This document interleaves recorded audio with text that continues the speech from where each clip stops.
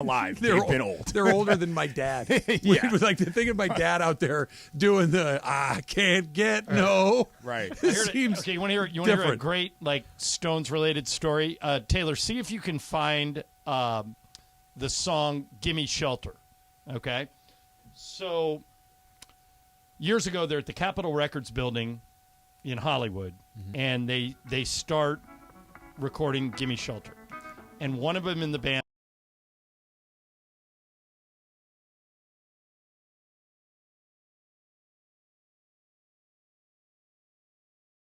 It's just a shot away. It's just a shot away. If the woman could be in distress. And the engineer at the band goes, I know a girl. She lives like 2 miles from here. She's super pregnant, but I know her and I know her husband. Want me to call her? And Jagger says, yeah. So they call her, and this girl named...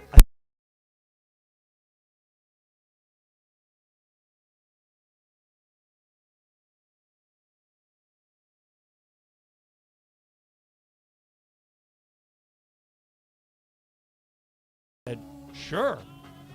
And she goes down there. She did 2 takes, and they used the first one. And this is all in a documentary on Netflix. Taylor, you would love this documentary called 20 Feet from Stardom.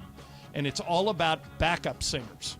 It's about great. people that stand. Interesting. Did she get a piece of the action at all? Yeah, and they took her on tour. And her name's Mary Clayton, by the way. Mary Clayton. Thank you. Yeah. Thank you, Emily. Mary Clayton. But the reason I thought it was Mary Cherry was she spells it Merry. Yeah, like Merry Christmas. Merry Christmas. Her name is Mary Clayton. And so it's interesting. In this doc, you'll see her tell that story, and then they play the line where she says that stuff, and they just get Jagger's reaction, and he just starts smiling because he can't believe how lucky they got. They called this woman at midnight. Yeah. And Always say yes. 7 months pregnant. Her husband answered the phone, and he's like, what the hell? Here, you hear her yelling here. Turn it up, Taylor. That's her singing in the background. That's a cool story. So, yeah, if you Very want to watch cool a good story. documentary, watch 20 Feet from Stardom on Netflix. Always say yes, and yes, the question is, would you like to go camping, which we'll get into next. Okay. It's time for Super Crosstalk. ESPN AM 710 Los Angeles. KRDC AM 1110 Pasadena, Los Angeles. K256CX 99.1 FM Pasadena, Los Angeles. It's the greatest segment in LA sports radio history. Oh my God. When the shows come together for magic on the radio. It will only grow stronger. Super Crosstalk. Are we ready for Mason and Ireland to join Travis and Slee? Super Crosstalk begin. It's time for Super Crosstalk. So do we have each other's backs on this? 100%. Okay, good. Yeah. Okay, good. Well, but I mean, I don't want to rain on your parade, Clinton. You're very excited about 710 camp. Yeah. And It's going to be great. Yeah, and I think the people that are excited about it should be excited about it. Sure. Trav will lend support. We have no interest in being there, and we No. shouldn't have to go. And you will not be discussed when we have boatloads of fun at Camp Exactly. 710. Great. Well, Which I is don't good. think. Yeah, I don't think they care about that. yeah, I don't neither think do that's I. helping us. Hey, do you promise? Yes, Because if I we can promise. sign up for this right now. I promise. We'll take that do it. back. We'll take I that back. promise. We need to address some things here, though. I'm in the Okay. community, the Sedano and Cap Circle of Trust community, which basically has become where we discuss all shows at this point. Yeah, I'm in there, but I never go From in. at Vinny V37 at 11:59 a.m. Pacific. Been waiting for the Travis Yates diss. Finally here. Now, all I've done is supply this man's house with personalized baseball gear for him and his family to enjoy. I come bearing gifts to both you and Sliwa. It's true. Generalized fun. I try to be, the president of, never mind the Handsome Man community. Went to And I'm Louisville, getting- came back Right. with some love. And I'm getting Do you guys have beef? strays. No, apparently I'm getting strays from Twitter users so we were- because you're throwing shots. What's going on? Here's what's going on. We were talking about the softball game, and Yeah. so we got on. Excuse me. We got on the subject of basketball. Well, Okay. it was the camping. Who's not going to come? Who's Not this? Who's camping, going to do but that? summer camp. It circled all the way back to Oh, the but softball by the way, game. can we have summer camp in the spring? I think you make a good point here. If you're going to Yeah. do it, you Camp should do is it in the camp. summer. Well, they right? said It's fine. spring. I think If they- you're not that's going, right. That's right. we certainly don't need your comments on when No, it's I don't care. You can do it. Look, do it during a Sunday during Rams season. Yeah, Sure. when there's a Laker game. Exactly. Now we got it Go covered. on. So what were you? So the question, I forget whether it was it might have been you, Al, that somebody asked the question with softball, because we were talking about basketball, like who's going to do this? Who's going to take it competitive? Yeah, who's going to be competitive? And somebody asked who. My response was everybody either kind of delivered what I expected them to do, but there's a handful of people that maybe underperformed my expectations. Okay. Because I had very high expectations for you. He thought more. I thought you were going to be some version of Ozzie Smith and Ronald Mickey McDonald. Mantle. As I told you all from the beginning, you were way too focused on-field performance as my goal for the day. My goal for the day was getting I feel through like it you and were having a decent You were game. leaving some signposts. I was the one who said we should get an umpire. I was the one who tried to organize everything Right. outside of the game. Right. My That's the concern was point. never my performance. It was, but then when you started saying things like the field was too small and It that's is. why you didn't hit home runs. I didn't say that's why I didn't hit home runs. I said I think it affected the outfield play. Listen, this is what he thought coming into the game. You're going 4 for 4 with 6 No, RBIs. That was my the goal was to expectation. make sure everybody got hydrated and we stretched as a team, which we did. We started stretching it. I was warmed neither up, hydrated nor stretched, looking and we decent, won. yeah. And I hit a home run. So, okay, well, that's fine. But basketball, okay, so I played soccer, basketball, and baseball in high school. The reason I don't play basketball anymore is because I get hurt every time I play. You know, so That's you're because not you're gonna, trying too You're hard. not going to see me give it. Right, well, I don't know how to. That I don't know how to play without trying hard. Softball, I can, get it around or whatever. Don't move your feet. Don't No run thanks. back on defense. Watch and Trev. shoot every time you you watch wanna- it. If I ever want to not try Look, hard. if you need a clinic on how not to try, I'm your guy. He does a summer camp. Yeah. Hey, look, kids, here's what you do. Right. Never, ever try. Now we know what your station would be at the ESPN 710 summer camp. That's what it would be. You would be the laziness bunk. Is what it would be. You I just come picture here, like the you Lucy just- 5 psychology 5 All you have is hammocks. At 11 a.m. At 11 a.m. the blinds are still closed. Yeah. Hey, It's the if nap you- bunk. Lesson number 1: you shouldn't have shown up for this. you tried way too It's hard. the nap bunk, way so too hard that's along the way. good. So John, good. would you take a basketball game very serious? We Yeah. do a celebrity game, you would? Yeah. Like, Yeah, what I is that? But give me the definition. What does serious of- mean? yes, I want to win. That's like, right. I want to win. But That- okay, but what are you willing to do to win? Dive on the floor. Oh, okay, that's the answer that Yeah. I'm talking about. That's what we had I to would get be to. more serious if Larry we Bird on a loose ball. flying over the side. If we play, I mean, I would be more serious if we played 3-on-3, only because you kind of have to be. You can't hide yourself in a 3-on-3 situation. You kind of always got to move. So Yeah. that's the only scenario in which I would. Trav do will that. find a way not to 5-on-5 though, it's Watch a little me. different. It's I a little feel like different. this is the You got more place you can hide. I people. did you not play when we did that game a few years ago? I did. And I'm trying to. The thing I remember about that game was we had too many people. Yeah, so that we was did it way too many twice. people. I did it the first year, but not the second year. I was not there the year Mason faceplanted. Okay, so we were in opposite years. Yeah. That's why. Okay. The year I did it, Slee, I think you were there. We Yeah. had like 25 people on our team. Literally. So you get into the game and it's like, Marcellus and I were doing like hockey shifts. Oh, really? We, Yeah. we Just wouldn't rolling. even wait for the whistle to blow. just running in and out, He'd just run off to the side. I'd run in. A That's couple funny. of trips up That's and down the awesome. court, and Marcellus would slide right back in there. That's how we were doing it. Yeah, we'd have some people basketball take be fun. it. Yeah, we'd have people take it serious. Would you be at the top of the list as far as competitive seriousness goes? Who'd take it in more a- serious, in you a- or Sedano? in a basketball game? Sedano, I think it's got to be. No. I think Sedano would think this is stupid and kind of mail it in, don't This you? is- but this is Morales his baby, thought I he would thought. take it very serious. I'm like, I don't know. I think, don't know yeah, if he and I would. think we're also misidentified. We should have a 3-point contest. Is what we should. Oh, I have. like that. Like, forget a game. I mean, like that's not. I mean, or put an 8-foot rim out there and let people try to bang on it. You know what I'm my saying? God. Like You talk about a would actually recipe. be- 3-on-3 that would be basketball. fun. Somebody's Yeah. leaving on a stretcher. That would Yeah, be but I fun. mean, Somebody's leaving that's on the a same stretcher. potential fail rate as a 3-on-3 or full court game. You know what I mean? If we're thinking about it honestly. But here's the thing. In a hybrid slam dunk, where we go and low in the rim to 8 feet or whatever Yeah. it is. Yeah. Even a small attempt at leaping could end drastically. Where Well- if we're just running up and down, I'm not going to Yeah, jump. but I'm here's the jumping thing. for a Dr. rebound. Clapper Yeah. told me something once. He said, I played pickup every week until I was about 45.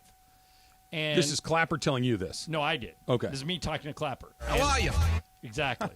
And I said, I told Dr. Clapper, I go, I'm thinking about winding down because I've noticed that I used to play 3 times a week, and now if I play once a week, I'm sore for like 3 days. And I go, I think I'm going to start taking up golf. And he looked at me and he said, John, people your age playing basketball built my house in Italy. yeah, exactly. And Yep. he said, if you keep playing, there is no doubt that it'll be a knee, it'll be an ankle, it'll be a lower extremity, and you're going to have to come see me, and I'm happy to take care of you, but it ain't cheap. And I thought, Wow, I'm gonna kind of. So I haven't played pickup in a while. I mean, I would get it back. I like your idea of a 3-point. Yeah, I mean the contest. difference between a game and a skills competition is Or even negligible. horse. But from a watching standpoint, if you're a listener, you show up. That's way better because it's more. It's just more condensed in terms of the attention. We could play. A we game could is play better? No, a skills competition is better because you can say, okay, I watched Alan Sliwa shoot 5 for 30 from 3, as opposed to 7. He had a plus Seven. minus. He had a plus minus of 6, and he 7:30. grabbed 3 rebounds and had 2 assists. Mason you know and I saying? were doing the show live at the Laker practice facility one year, and Mason said, "How many free throws do you think I could make?" And I said, "You?" I said, "I'd put the over/under at 4." Out of Out 10? of 20. So 2, okay, And he 20%. goes, I could make 10. I go, there's no way you can make 10. Not a chance. And he went down 2 of 20. Right, and that's why a skills of competition is 20. funnier because you have measurables. You can post them and say, "There's what you shot. Here's what you shot, and here's who won that horse." But competition. we just played an entire softball game, right. and that was nobody got injured. How, we still don't know. You're welcome. It was incredibly entertaining. You're welcome. For what? I think a basketball game Hold on. falls right into that line. How are you responsible for no injuries? Keeping morale high and keeping mindset straight on injuries. That's what I bring to the table. You saw Clapper out there mental game. investigating The mental Kaplan game. beforehand. Yeah, didn't Cap get hurt in training? Yeah, almost got Yeah, he did. suspended, violating team rules. It was a close call That on was- game day. It was a team rule that you shall not warm up. Team rule is you shall can't not be out practice. walking around eating pizza after you took a ball off the shin. That was the team rule. How many, if you're 20 free throws, how many are you knocking down? On that court, Yeah. on the Laker court, Just, I'd be mad in if a I got gym. I In got a a gym. number. I got a I'd number be for mad John. if I didn't get 12. 12 out of 20. Oh, I think you'd get more. Okay, than so that. 60%. I'd be mad if I didn't do it. On like a hoop and a park, I would get 15. I think. You'd be better Why would you be outside? better outside? I mean, like just because the Laker hoop is a legit 10 feet. Yeah. And the free throw line And is the legit rim is a little distance. tight, too, right? John, you want that local gym where the rim is Yeah, just tilting yeah. down Sports a Club little, LA or like Allen tilting down a little. The athletic club. Athletic Club. I You can go run over into there. one of those double rims, you're Oh, making it's over. 1 out of Yeah, 20. It's over. You I think gotta- I could do Outdoor on a 50%. double rim. Impossible. I think I could get 50% from the free throw line. Yeah, that feels like the about number. it. Yeah. That feels like the It's number. a muscle memory thing, and like that was also once I stopped playing basketball every week, like I started to get terrible. I couldn't shoot the ball. You know what But I it mean? comes back. Basketball comes Yeah, back you would pretty figure it fast. out. Yeah, You'd I figure it didn't out. shoot that Slee? much anyway when I played. How many are you making? He's making more than 12 at the Laker facility. I'll maybe. I'll hit 14, 70%. Yeah. 7 of 10 is not. That's not a crazy number. It's not a crazy number, but it's not a low number Well, either. 10 versus 20 is also different because You get a rhythm. You get a rhythm. You get a and rhythm. You might get tired. You know what I mean? Yeah. People think Yeah. that, like, this is the thing about shooting three-point shots. You get tired on that middle rack. I'll And- do, next and time I'm getting in it a up. gym, I'll shoot 20 and report back to you. I wonder All how I right. would do. Okay. Yeah. Yeah, I'd make half. We have some prelims. I think I'd make 10, half. 10's good. Yeah, I think I'd make half. 10's respectfully mediocre. Yeah, and that's kind of my entire goal in life is respectfully mediocre. Yeah. Right? That hey, is he good? wants Not that- really, he but does wants he that suck? on your No. grade. It's not terrible, but Here lies Travis Rodgers.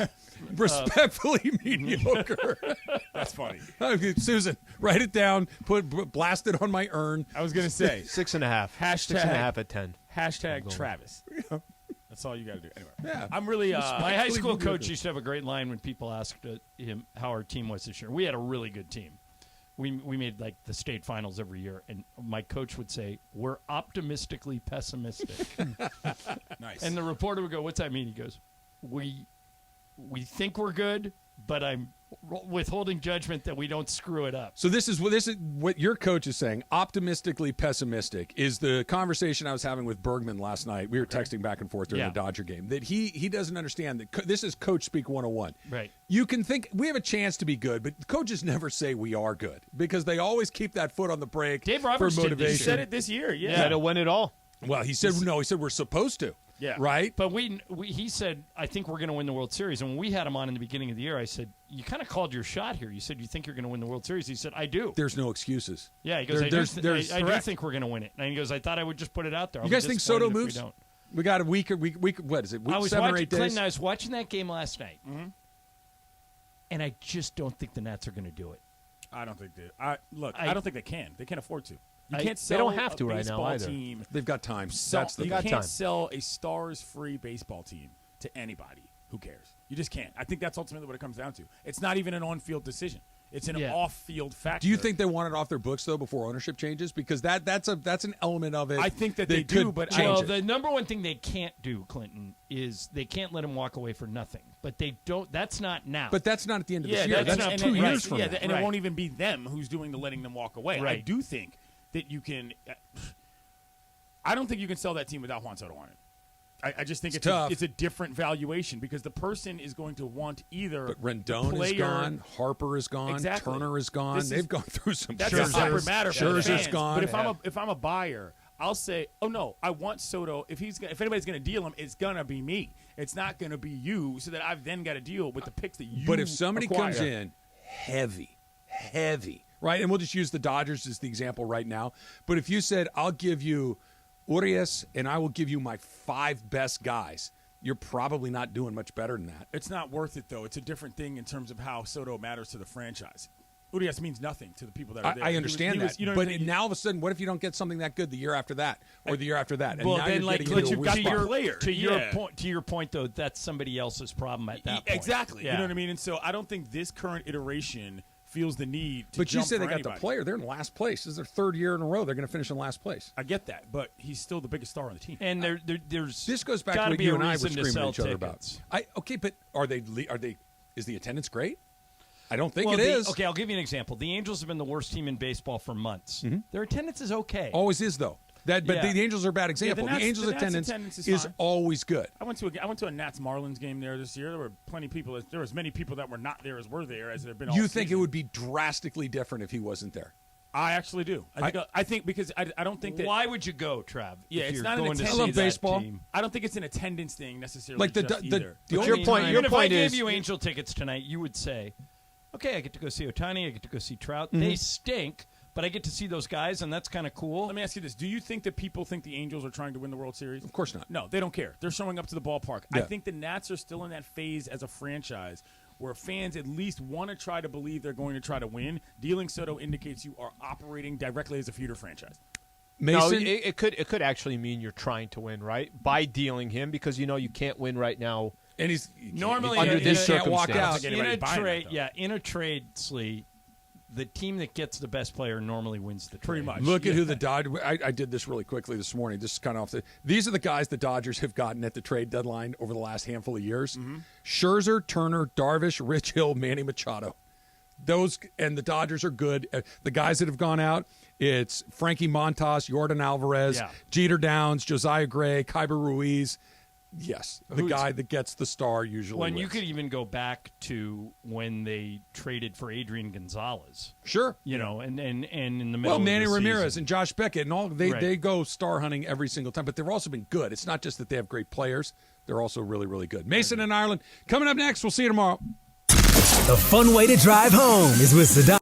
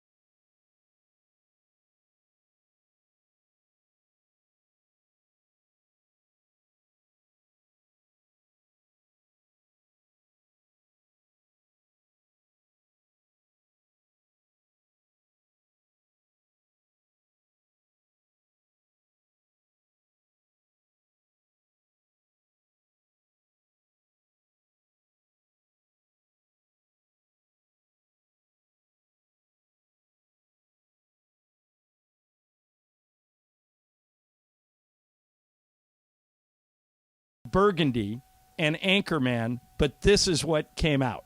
But a show. I feel like he dresses up with another member of the Anchorman movie every single time. Well, that's what I was thinking. Right. Wasn't it the who was it that wore the cowboy hat with Ron Jeremy?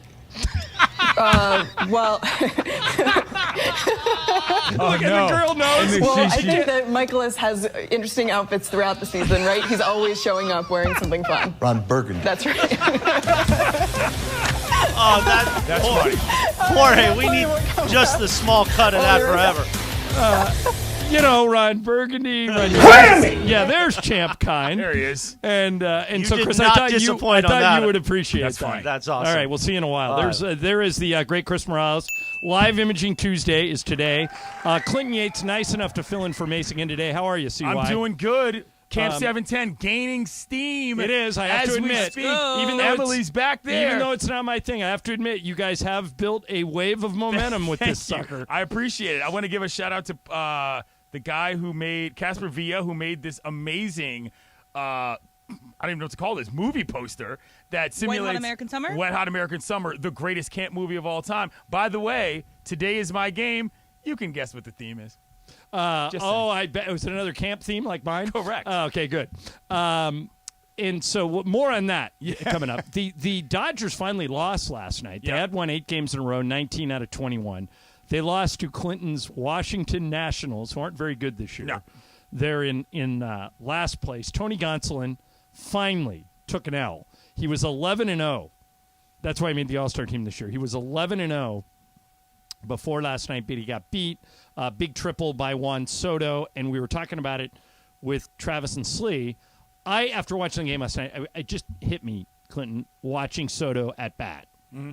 They can't trade him. No, I don't think they're. You were making this argument yesterday, and I've completely come around to your side. By the way, quick stat here. Last night was the first time in the modern era that an 11-0 or better pitcher lost to a team that came into the day with the worst record in the majors, which is an interesting stat separately. Soto is a star.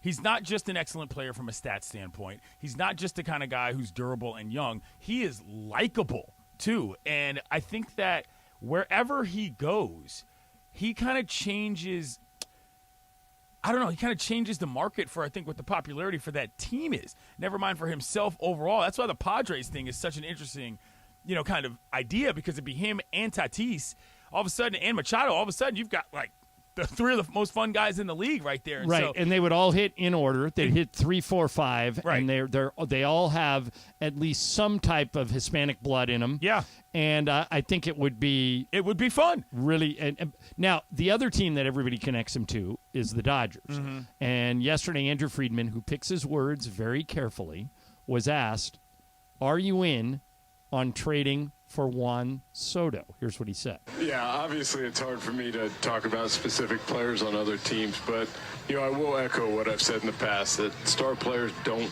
come available very often. And so when they are, we owe it to our fans to be by the backboard and to see those things out. And, we've been fortunate to line up on some, but obviously there's a lot that goes into that in terms of future payroll outlook, runway of kind of talent coming from the minor leagues, the control of our major league players and what we're anticipating in terms of holes as we look out. There's a lot of factors that go into it. But the one thing I know is whenever star-level players become available, we'll always have the conversation and dig in and try to make something make sense. First of all, by the way, he's so good at his job. I mean, he's just the guy just gets it. And I think that was code Clinton for, if the Padres make a big offer, we'll make a competitive offer too and see if we can block it. And let me ask you something, because you know his history better than I. Why wouldn't he just say that? Because you're not because of tampering rules. I mean, beyond you're not allowed to address a specific player. If you listen, I'm just going to play the first 5 seconds of this, Jorge. Then you can take it out. Listen to the very beginning. Yeah, obviously it's hard for me to talk about specific players on other teams, but there it is, right there. Right, but we all know what he's talking about. Right, I mean, but he had to talk around it by rule. I guess I just feel like the Padres aren't a specific player. The Padres are another team. Right. You can address the Padres matter, and I think you can make the point about what's happening. I'm not saying he did anything wrong. I'm just wondering why in this situation you've already got an embarrassment of riches in your lineup. It's not like you're going to be losing anybody that anybody necessarily cares about at the level. I don't think there's anything wrong with saying whatever way of talking around it you got, we're going after the guy you think we're talking about because if the Padres get him, we got a problem. I don't think there's anything wrong with that. Yeah, well, I think you and I can say that. I think Andrew needs to be a little more measured and careful. Magic Johnson got fined $500,000 for being complimentary about Giannis. Right. Literally, and it's when he was working as the president of the Lakers. He goes, I just think Giannis is an unbelievable player. I think he might be the best player in the league, and I think he's going to lead Milwaukee to a title one day. Yeah. $500,000. Well, the NBA is a little different on that, but I feel like for MLB, like, these are the guys. I mean, this is the biggest story in Major League Baseball right now, and it doesn't involve any player that's on a team, or rather playing on the team that anybody's talking about. And that, it's fascinating to me that transactional talk has actually taken over the league at this point with the Dodgers team that's already this good. Well, and they moved the trade deadline up. It's next Tuesday, August 2nd. So if Juan Soto's going to be traded, it has to be within the next 7 days. And I am now staunchly in your camp. I just don't think your explanation yesterday just kind of went off like a light bulb for me last night. What are the Nationals once they trade him? I know a lot of people, lifelong baseball fans from D.C., who are like, if they trade that guy, I'm out.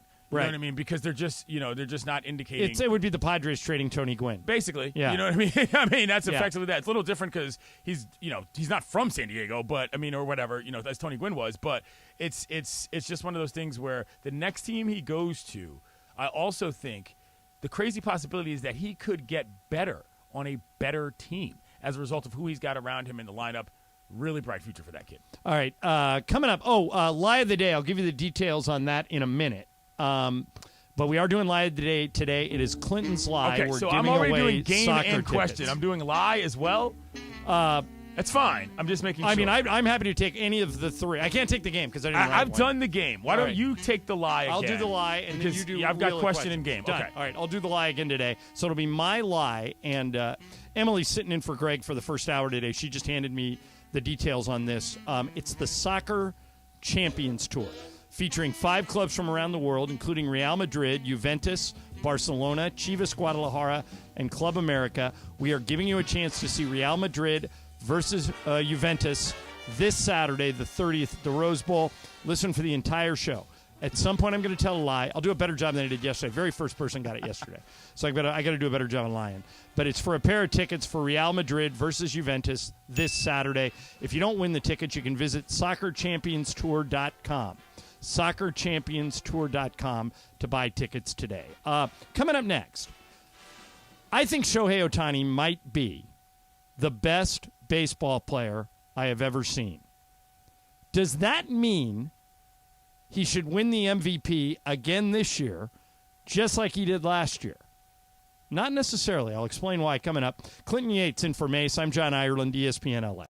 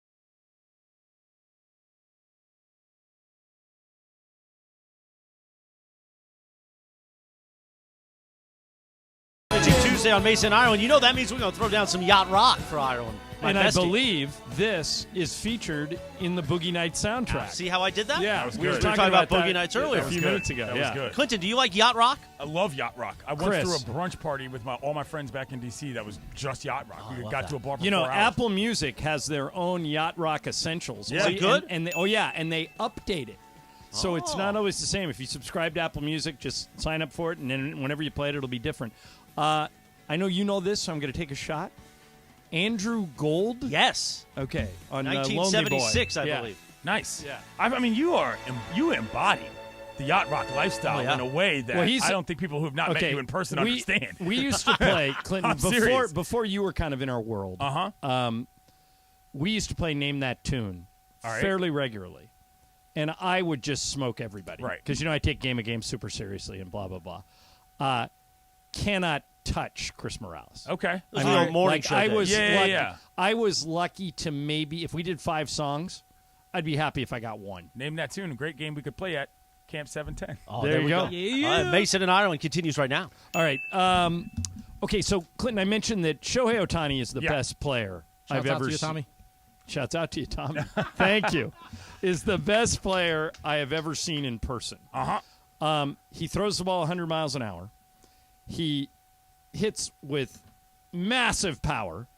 He might also be the fastest guy. Have you ever seen him play in person? You ever seen him run? Many times. Okay. He's the best base runner on the team by a mile and perhaps in his division, and he's really good. So I think by default, if he's pitching well and hitting well, and he's doing both this year, he's probably the MVP.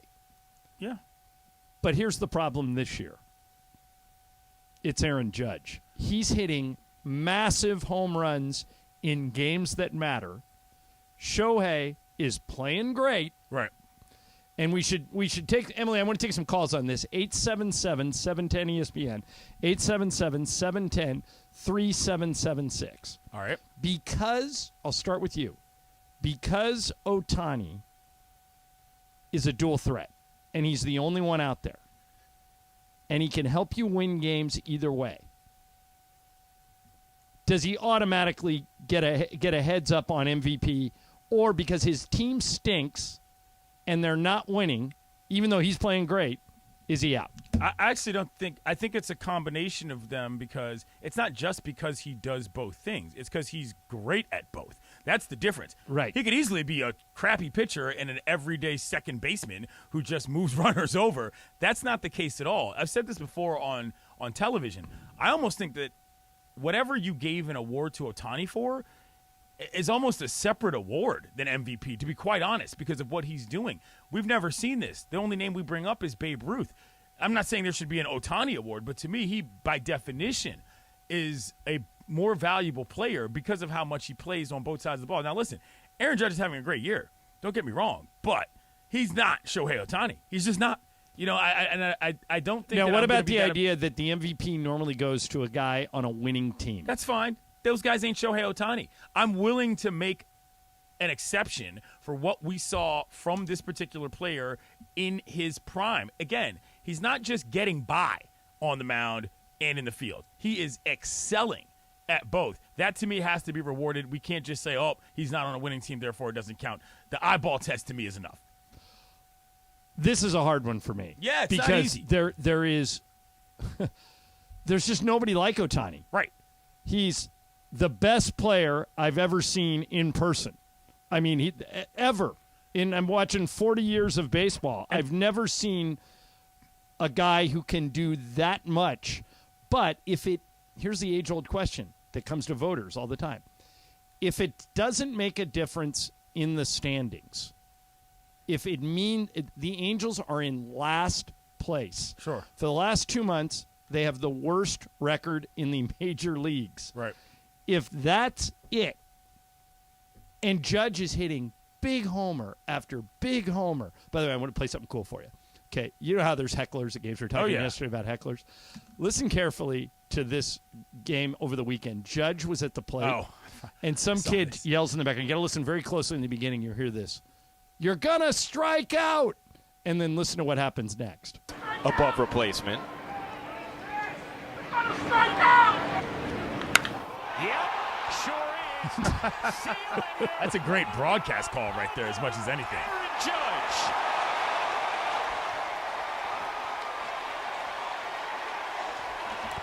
Here's the thing, though. Right, Judge over his last 4 games, and the Yankees are hot, is batting .529 with 4 homers and 11 RBIs. He has 37 home runs, and the Yankees are the best team in the majors, 66 and 31.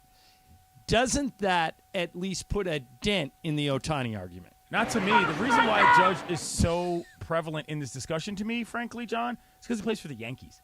If Aaron Judge was doing this for the Royals, or if Aaron Judge was doing this for the Marlins, even if they were winning like that, it wouldn't be amplified the same way. The fact that he's doing this as a Yankee, I think, makes it really difficult for people even to fathom the notion that the best player on the Yankees isn't automatically the most deserving player for the MVP. In this particular case, I don't think he is. I just plain don't. Do I think it's a distant second? No. In this case, I would simply say, you know what? Shohei gets my vote. I'm never going to see anybody do this again.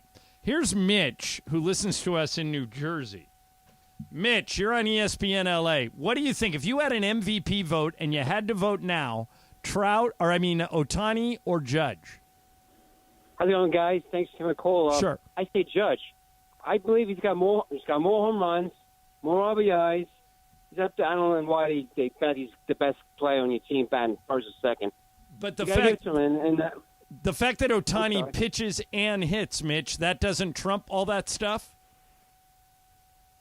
I don't know. A month ago, he was there at Triple Crown. I will give it to Judge. Okay. And I hope next year he's a Dodger. Yeah, maybe. he's in a contract dispute. Yeah. I actually think frankly, that's as interesting a discussion as anything having to do with the MVP race to me, which is whether or not he stays in New York and whether or not that hinges upon whether or not they win the World Series. That's a very interesting discussion. And the thing, I know you're going to New York soon. Yeah. The team I would watch for is that guy Steve Cohen has a blank check, and he plays in New York, and he's not messing around. And if the Yankees don't step up, don't you think the Mets just step right in? I think the Mets are in play for sure. They finally got the leadership at the top. They feel like a real baseball team. 2 years ago, they got guys throwing chairs around in the clubhouse and all that goofiness. Buck Showalter comes in there, sort of cleans things up. They've got a pretty good season going, even though they've had injury problems. I don't hate that option for Judge, not at all. All right, here's Langston in Upland. Hey, Langston, are you leaning Ohtani or Judge for MVP?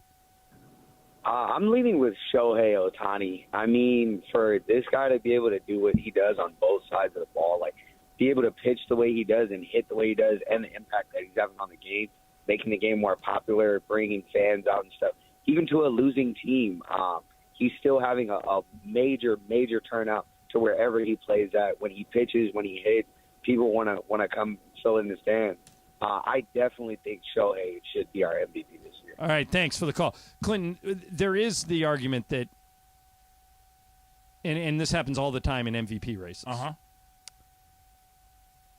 How valuable are you if your team is not just bad, but the worst team in the major leagues? It's pretty simple. Half of their wins, when the few times that they do win, are games that he pitches. Right. That's how you know. Yeah, they went like a month and a half, and they only won the games that he pitches. It's not happenstance. You know what I mean? Yeah. You can rate it directly to the guy. That's why I think this is different. Here's the other thing. If Shohei Ohtani plays 10 years in the bigs, and let's say he does this pitching, hitting thing for 5 of them, and stops it for the next 5, and that's just what his run in MLB is. And we look back and we say, how are we not giving the MVP to Shohei every year he was doing this if he was any good? It's going to feel weird. You know what I mean? If the only sort of thing we have to say from Shohei's time as doing what he's doing right now in Major League Baseball is one MVP trophy because he's not winning anything else in the postseason, I think that's going to feel like it doesn't make sense in the future down the line if he ends up still having the great career that he's on track to have. Here is George in Corona. Hey, George, you're on ESPN LA. Hi. Hey, fellas. Big fan. Been an Angel fan my whole life, literally half my life since I was 16. I think what's going to happen to Ohtani is the same thing that happened in Trout. As an example, in 2012, when Miguel Cabrera hit the Triple Crown and Trout's WAR average was historic, where they just didn't give it to him because those games that he was playing didn't matter. And I hope that that's not the case for Ohtani, but I have a feeling that that's what's going to happen, where I do too, George. Yeah. I think Clinton, and thank you for the phone call. I think that's a really good point. Clinton, I think everything you said is factually accurate. Nobody's ever done this. You got to go back to Babe Ruth. He's you hear once in a generation. He might be a once in a lifetime athlete. Correct. But Michael Jordan was the best player in the NBA his whole career. He didn't win the MVP every year. No. You could have given it to him every year. He was that good. But voters tend to vote for the flavor of the month, for the team that's winning. And the fact that Judge plays in New York for the Yankees, if you made me bet the John Ireland fortune on who's going to win MVP, I would say Judge. Sure. If you gave me a vote, I would probably vote for Ohtani. Yeah, I mean, those guys don't pitch. I mean, what do you want me to say? Yeah. You know what I mean? At some point, there becomes the discussion of, well, if you don't value two-way players the same way, or if you don't even know how to value a two-way player because, hello, they don't exist, I understand that. But the bottom line is that any player who's that responsible for that percentage of his team's wins, obviously the value is there. That's not even in question. You could also argue, frankly, that some of these Yankees games for the next 6 weeks are going to be meaningless because they have such a big lead in the AL list. Okay, coming up next, Wheel of Questions. It's Clinton's Wheel today. We'll spin that next. Mason in Ireland, ESPN LA. You don't